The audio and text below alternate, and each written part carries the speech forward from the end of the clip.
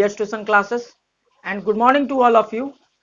तो आज मैं आ गया हूँ आपका एक क्लास 11th का नया सेशन लेकर के। तो जैसे कि पिछले लेक्चर्स में आपने जाना था एक्सरसाइज 1.2 के सॉल्यूशन व इंट्रोडक्शन के बारे में, तो आज के इस वीडियो में हम लोग बात करेंगे एक्सरसाइज 1.3 के इंट्रोडक्शन के बारे में।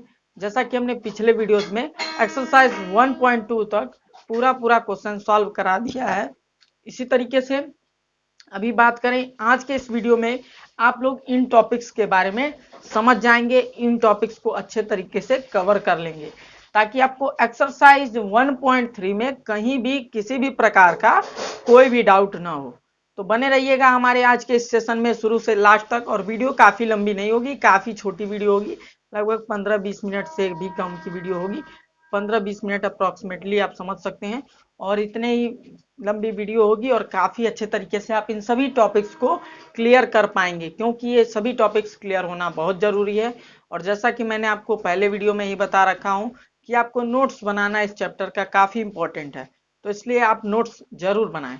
देखिएगा एक्सरसाइज 1.3 का इंट्रोडक्शन, इसमें आपको क्या पढ़ना है? सबसे पहले उप समुच्चय यानी सबसेट के बारे में, फिर आपको पढ़ना है उचित उप समुच्चय के बारे में, फिर आपको पढ़ना है अंतराल के बारे में यानी इंटरवल के बारे में, फिर आपको पढ़ना है समुच्चयों का समुच्चय सेट्स ऑफ सेट्स क्या होता है उसके बारे में पढ़ना है, घात समुच्चय के बारे में पढ़ना है यानी पावर सेट के बारे में पढ़ना है, सार्वत्रिक या समष्टीय समुच्चय यूनियन सेट जिसे इंग्लिश में कहते हैं, ठीक है, क्या कहते हैं?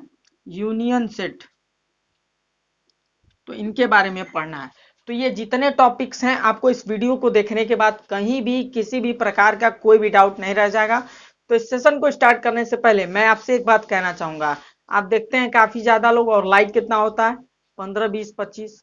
ऐसा कैसे चलेगा?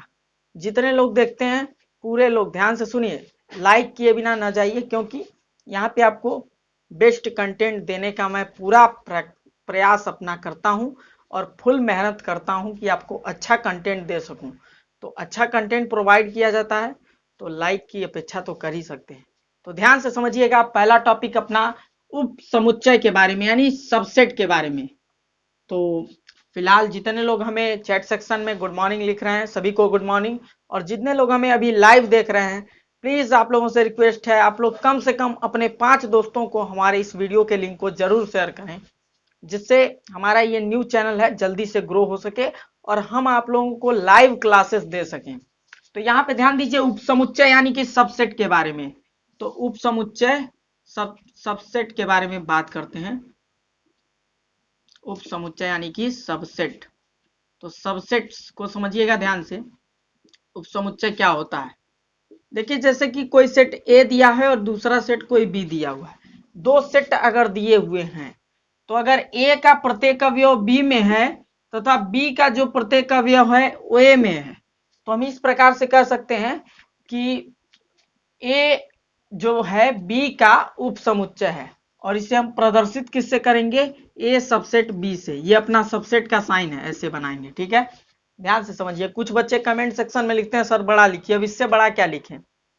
इससे बड़ा भी क्या लिखा जाए? ये तो फंट आपको सही लग रहा है ना, साइज वगैरह? तो ध्यान से देखिएगा, और बड़ा बना देता हूं, जो बच्चे कमेंट कर रहे थे वो लोग देख लेंगे आप लोग, ठीक है। ये अपना सबसेट है, सबसेट का मार्क है, ऐसे बनाएंगे, एक छोटा सा सी बनाएंगे और नीचे ऐसे लाइन खींच देंगे, ये अपना सबसेट का मार्क है यानी कि उप समुच्चय का निशान है। समझ में आया? तो ये अपना उप समुच्चय होता है, ठीक। तो ध्यान से समझिएगा, उप समुच्चय का डेफिनेशन हम क्या दे सकते हैं? जैसे कि कोई सेट ए है, इसमें मान लो 1 2 3 4 है, और कोई सेट बी है इसमें भी 1 2 3 4 ही है, ठीक है। तो दोनों सेट समान समुच्चय है ना। इसी प्रकार से हम कह सकते हैं कि समुच्चय ए का जो प्रत्येक अवयव है समुच्चय बी में हो, ठीक, और समुच्चय बी का जो प्रत्येक अवयव है समुच्चय ए में हो, इसका प्रत्येक अवयव इसमें हो और इसमें का प्रत्येक अवयव इसमें हो। तो 1 2 3 4 इसमें भी है, 1 2 3 4 इसमें भी है, तो दोनों क्या हो गए? एक दूसरे के उप समुच्चय हो गए। हम लिख सकते हैं ए सबसेट बी, तो यहां पर हम क्या लिख सकते हैं? ए सबसेट बी। तो आप डेफिनेशन क्या लिख सकते हैं? यदि दो समुच्चय ए और बी दिए हों, ठीक है, जिसमें ए का प्रत्येक अवयव बी में हो तथा बी का प्रत्येक अवयव ए में हो, तो हम उसे ए को बी का उप समुच्चय कहते हैं। तो आशा करते हैं आप उप समुच्चय यानी सबसेट के डेफिनेशन को क्लियर कर चुके हैं। तो हम यहाँ लिख भी देते हैं, आपको नोट्स बनाना काफी जरूरी है तो यहाँ लिख भी देते हैं, ठीक है, ध्यान से समझिएगा। यदि दो समुच्चय, मेरे साथ आप भी लोग नोट्स बनाते हुए चलो, ए और बी दिए हो, तो यदि ए का प्रत्येक अवयव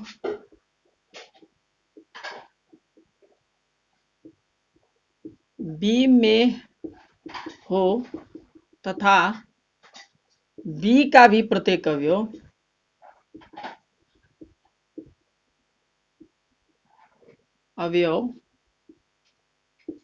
ए में हो, तो ए को बी का उपसमुच्चय कहते हैं।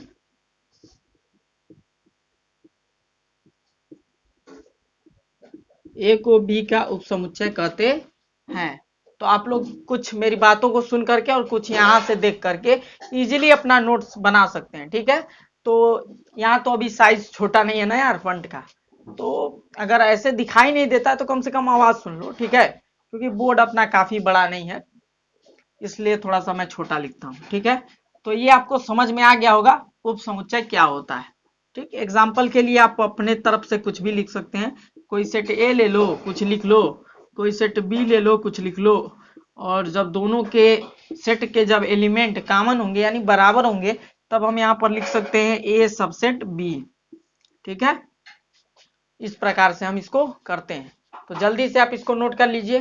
तब हम आपका नेक्स्ट हेडिंग बताते हैं उचित उपसमुच्चय के बारे में, यानी प्रॉपर सबसेट के बारे में बताते हैं। सबसे पहले इसको नोट कर लो।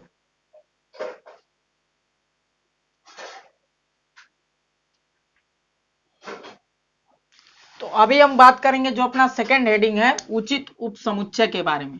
उचित उपसमुच्चय को समझने से पहले एक इंपॉर्टेंट पॉइंट समझ लीजिएगा। उपसमुच्चय में एक इंपॉर्टेंट पॉइंट ये है, काफी इंपॉर्टेंट पॉइंट है।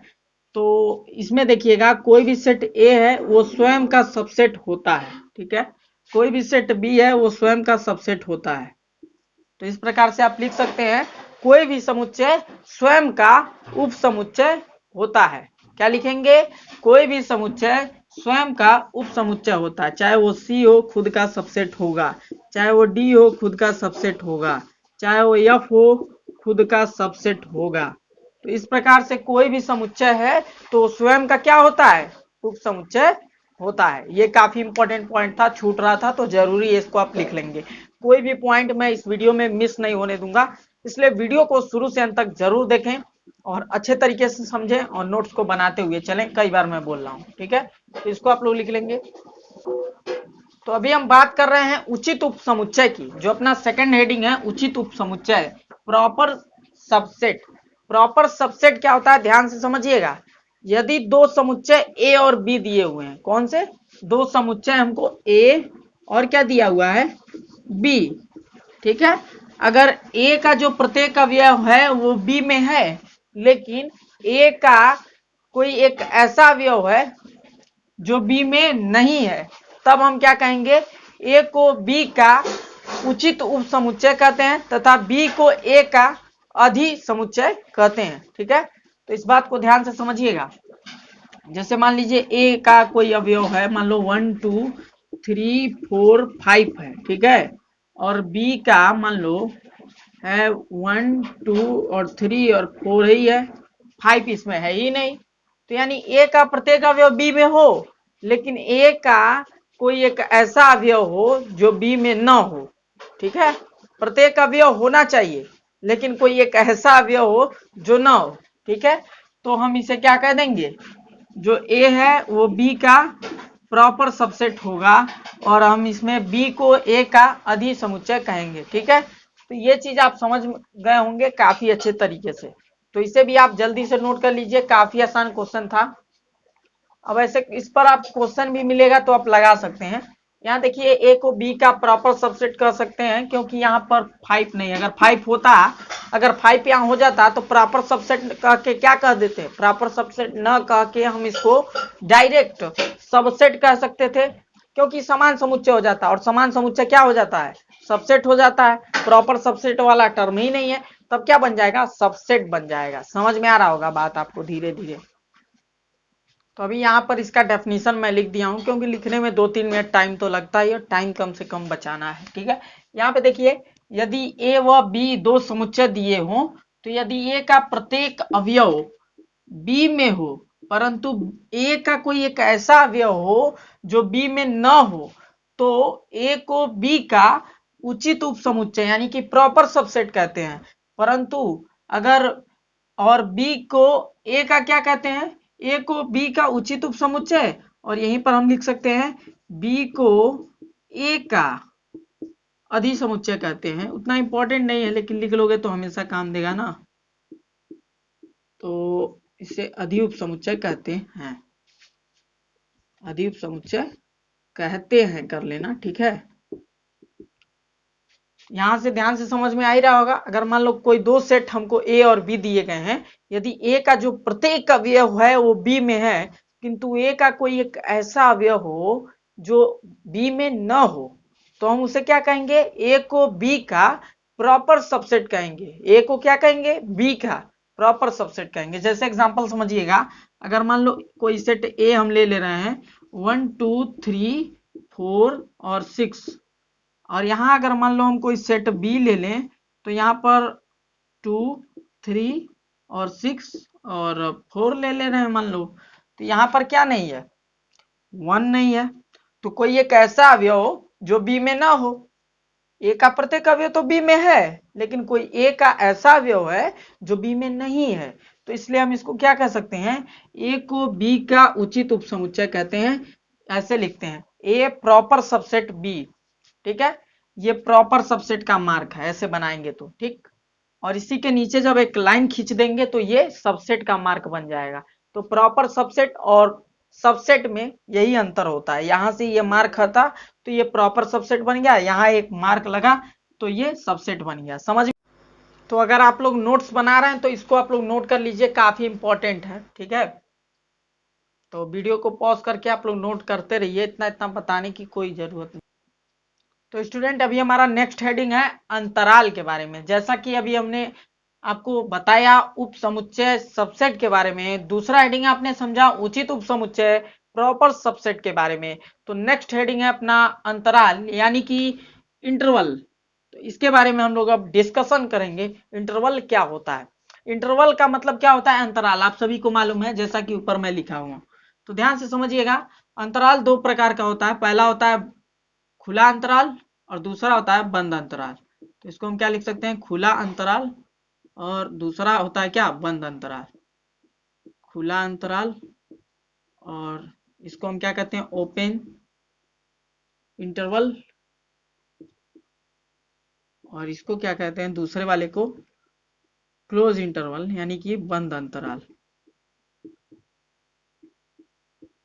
तो ध्यान से समझिएगा, दोनों को क्लोज इंटरवल इसको कहेंगे इंग्लिश में, ठीक है। तो दोनों को ध्यान से समझिएगा।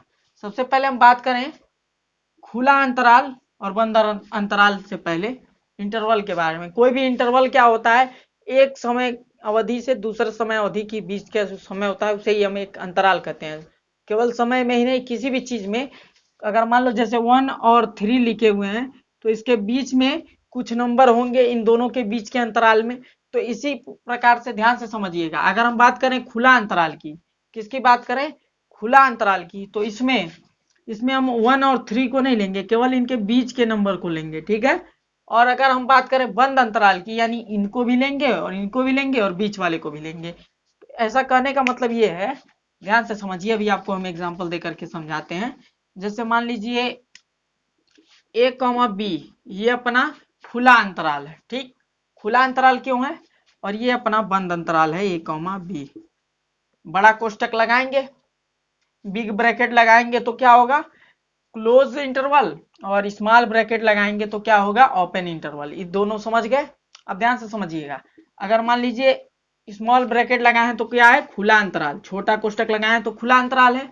अब इसको हम कैसे करेंगे डिनोट, ऐसे देखिए ए और ये ए से बड़ा क्या है, यक्स का मान, और यक्स का मान क्या है, बी से छोटा है। ऐसे हम इसको मिडिल ब्रैकेट में अंदर लिखते हैं। ये अपना ओपन इंटरवल है, इस तरीके से होता है, ठीक है। यहाँ पर इक्वल नहीं होता है, क्या होता है, यक्स का जो मान है ए से बड़ा होगा और बी से छोटा होगा, ठीक है। ये समझिएगा ध्यान से, a is less than x और x is less than b. तो ये दोनों चीज समझ में आ रही होगी आपको। तो पहला पॉइंट आपको क्लियर है, खुला अंतराल क्या होता है, ओपन इंटरवल क्या होता है। यहाँ पे जो यक्स का मान होगा वो ए से बड़ा होगा और बी से छोटा होगा, ठीक है। यानी कि ए और बी को उसमें नहीं दिखाएंगे जब हम लिखेंगे समुच्चय को, अवयवों को, तो ठीक है।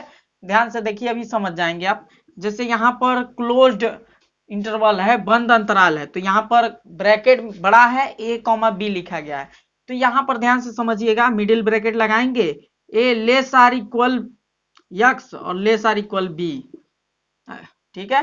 तो यहां से देखिए, a less or equal x और x less or equal b, यानी जो यक्स का मान है वो बड़ा होगा या बराबर होगा ए के, ठीक।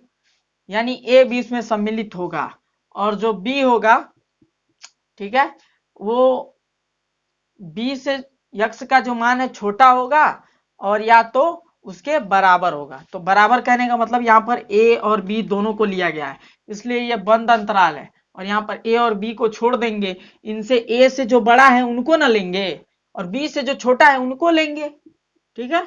ए से जो बड़ा है उसको लेंगे, बी से जो छोटा है उसे लेंगे।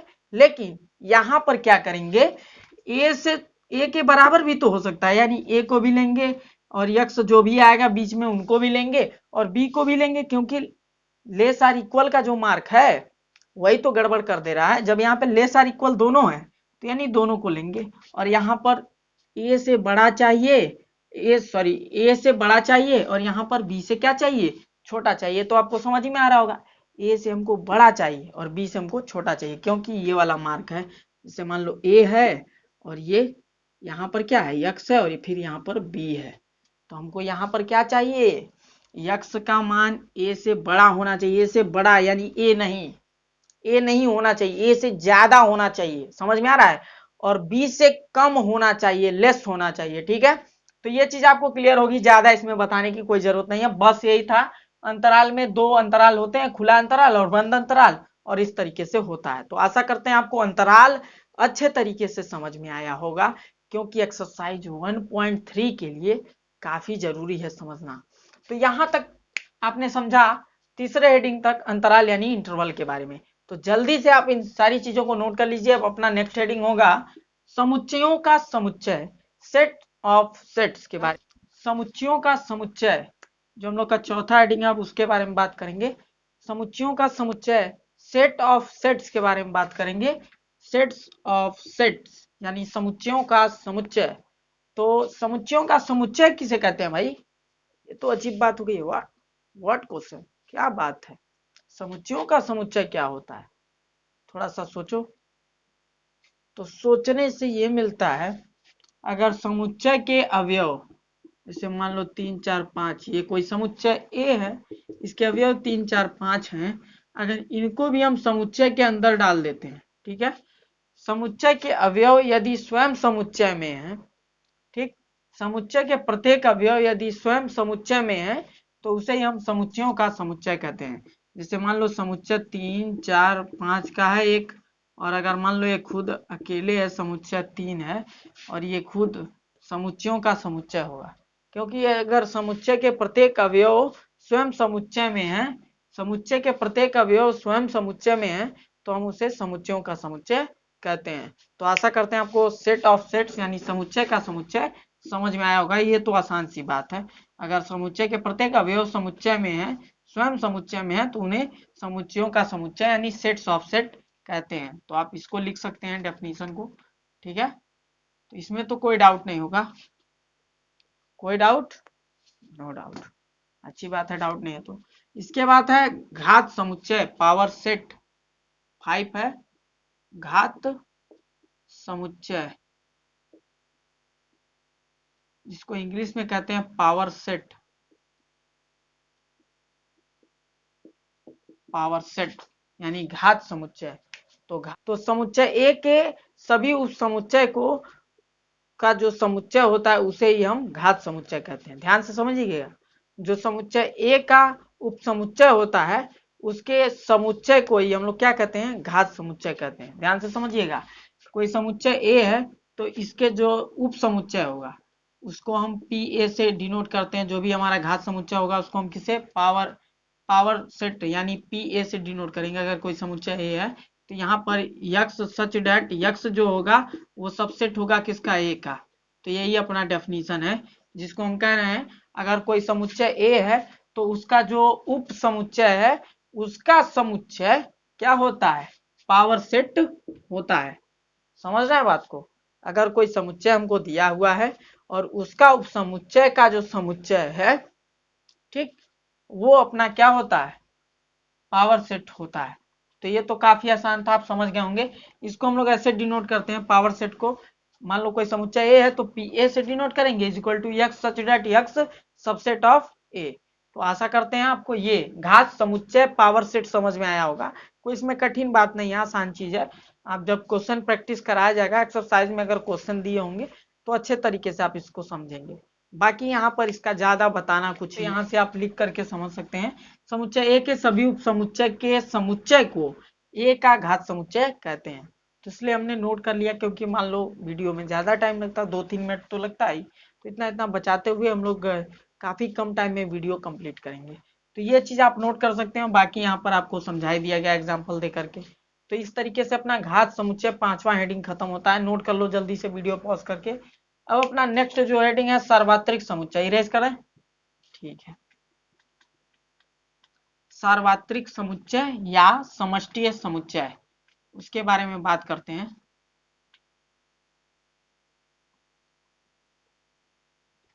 लिख लेते हैं 6 क्या है, सार्वत्रिक या समष्टीय समुच्चय। इसको इंग्लिश में कहते हैं union of set. Union set या यूनियन ऑफ सेट कह देंगे। यूनियन ऑफ सेट कहने का मतलब क्या है, अगर आपको कोई सेट ए दिया होगा 1, 2 और 3, समझ में आ रहा है, और कोई सेट बी दिया होगा 4, 5 और मान लो दे दिया है 9, ठीक है। तो दो सेट आपको दिए हैं, सेट ए दिया है 1, 2, 3 और सेट बी दिया है 4, 5, 9। ध्यान से समझना। तो अगर आपको कहे यूनियन निकालना है, ठीक, यूनियन ऑफ सेट यू निकालना है, तो यहाँ पर यू एक दूसरा समुच्चय होता है, ए और बी का सम्मिलित रूप होता है, जिसे हम क्या कहते हैं, सार्वत्रिक या समष्टीय समुच्चय कहते हैं। इसमें हम इन दोनों के अवयवों को मिक्स करके लिखेंगे। जैसे इसमें 1 है, 2 है, 3 है, फिर 4 है, फिर 5 है, फिर यहाँ पर 6 नहीं है, 6 लिखेंगे, फिर 7 लिखेंगे, फिर 8 लिखेंगे, फिर 9 लिखेंगे। यानी इनके बीच के जो अक्षर नंबर हैं, संख्या है, इनके बीच के जो नंबर हैं वो तो नहीं दिए हुए थे, लेकिन उनको भी सम्मिलित करके जब हम लिखते हैं तो इसे हम समष्टीय बना दिए। यानी एक समष्टीय समुच्चय हो गया, सार्वत्रिक समुच्चय, यूनियन ऑफ सेट इसे हम कह सकते हैं। तो इसमें 1, 2, 3, 4, 5, 6, 7, 8 और 9 तक के अक्षरों को हम अंकों को हम लिख सकते हैं। समझ में आ रहा है। यहाँ पर क्या 5 के बाद 6, 7, 8 गैप था, लेकिन हम इसमें लिखेंगे क्योंकि यूनियन बना रहे हैं, यूनियन ऑफ सेट, यानी सबका सम्मिलित रूप है ये, ठीक है। तो यहाँ पर तो आपको अभी कोई डाउट नहीं होगा। और एक और होता है, जैसे मान लो अगर आगे पढ़ोगे ए यूनियन बी के बारे में, तो जब ए यूनियन बी हम निकालेंगे, नेक्स्ट इंट्रोडक्शन वाले में पढ़ोगे, 1.4 में होगा ये, ऐसे सवाल आपको मिलेंगे। तो जैसे मान लो दो सेट आपको ए और बी दिए हुए हैं, तो जब ये निकालना होगा ए यूनियन बी, तो इसको कैसे निकालते हैं। इसको निकालने के लिए आपको, जैसे इसमें 1 दिया है तो 1, फिर 2 दिया है 2, 3 दिया है 3, 4 दिया है 4, 5 दिया 5 और 9 दिया है तो 9। बस इतना ही लिखेंगे ए यूनियन बी में। लेकिन बस कहे कि यू निकालिए, तब इसमें तो आपको 1, 2, 3, 4, 5 और जो नहीं दिया था उनको भी लिखेंगे। लेकिन जब ए यूनियन बी निकालना होगा तो जो दिया है बस वही लिखेंगे। जैसे ए में 1, 2, 3 दिया था, बी में 4, 5, 9 दिया था, तो सबको मिक्स करके हम लिख देंगे 1, 2, 3, 4, 5, 9। ठीक, एक्स्ट्रा अपने 6, 7, 8 नहीं लिखेंगे। केवल इसमें लिखेंगे यू अगर निकालना हो तो। आशा करते हैं यहाँ पे जो आपका डाउट था, भ्रम था, वो खत्म हो गया होगा। तो सार्वत्रिक या समष्टि या समुच्चय, यूनियन ऑफ सेट, काफी अच्छे तरीके से आपको एक्सप्लेन किया मैंने, काफी अच्छे तरीके से आपको समझ में आया होगा। तो थैंक्स फॉर वॉचिंग, देखने के लिए यहाँ तक की वीडियो को। तो अंत तक देखने के लिए आप सभी का शुक्रिया। मेरा नाम है विजय शर्मा, जैसा कि आप लोग मुझे जान ही चुके होंगे, काफी लेक्चर्स मैं आपको प्रोवाइड कर चुका हूँ। तो आपकी जो 11th की मैथ है पूरा मैं खत्म कराऊंगा, और लगभग दिसंबर से पहले। तो बने रहिए हमारे चैनल VS ट्यूशन क्लासेस पर। और आपसे एक रिक्वेस्ट है, कम से कम 5 से 10 लोगों के पास इस वीडियो का लिंक शेयर करें और उन्हें सब्सक्राइब करने के लिए बोलें, ताकि जल्दी से हमारा 1 के सब्सक्राइबर कंप्लीट हो जाए, तो हम आप लोगों को लाइव क्लासेस प्रोवाइड कर पाए। क्योंकि अभी आप हमसे डाउट आमने सामने नहीं कर पा रहे हैं, आमने सामने नहीं पूछ पा रहे हैं। वैसे अगर आपको अभी भी कोई डाउट होता है तो आप हमें कमेंट सेक्शन में बता सकते हैं, हम नेक्स्ट वीडियो में उसका सॉल्यूशन करने का पूरा प्रयास करेंगे, ठीक है। तो थैंक्स फॉर वॉचिंग, मिलते हैं नेक्स्ट वीडियो में। तब तक के लिए बने रहिए सुरक्षित, और घर पे रहें, मास्क का प्रयोग करें, और हाथों को सैनिटाइजर से धोएं। Goodbye. तो बाकी सारी चीजें नोट कर लीजिएगा, और कॉपी वगैरह जरूर बनाएं, ठीक है।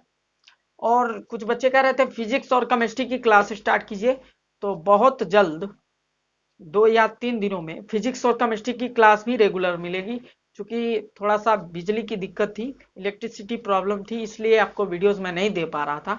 तो अब मैं रेगुलर वीडियोस आपको दूंगा, फिजिक्स, केमिस्ट्री और मैथ तीनों की।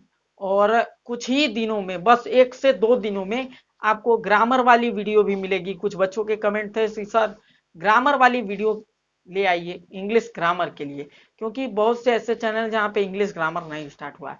तो हम अपने चैनल पर जल्दी से जल्दी इंग्लिश ग्रामर स्टार्ट करने का पूरा प्रयास करेंगे, और आपको इंग्लिश ग्रामर ऐसा पढ़ाया जाएगा कि आप कहीं भी वैसा नहीं पाएंगे। एकदम बेहतरीन तरीके से इंग्लिश ग्रामर कराया जाएगा, जो भी आपका 11th 12th का सिलेबस है, 9th 10th का सिलेबस है। तो अगर आपके छोटे भाई बहन 9th 10th में हैं तो उन्हें भी आप इस चैनल के लिंक को जरूर शेयर करें, ताकि वो भी हमारे चैनल से लाभ ले सकें। और 9th 10th 11th 12th जिस भी क्लास के आप स्टूडेंट हैं, इस चैनल की सहायता से अच्छे तरीके से पढ़ाई कर सकते हैं। तो अगर आप हमारे चैनल से नए विजिट किए हैं तो चैनल को सब्सक्राइब करना, साथ ही बेल आइकन प्रेस करना। Good bye.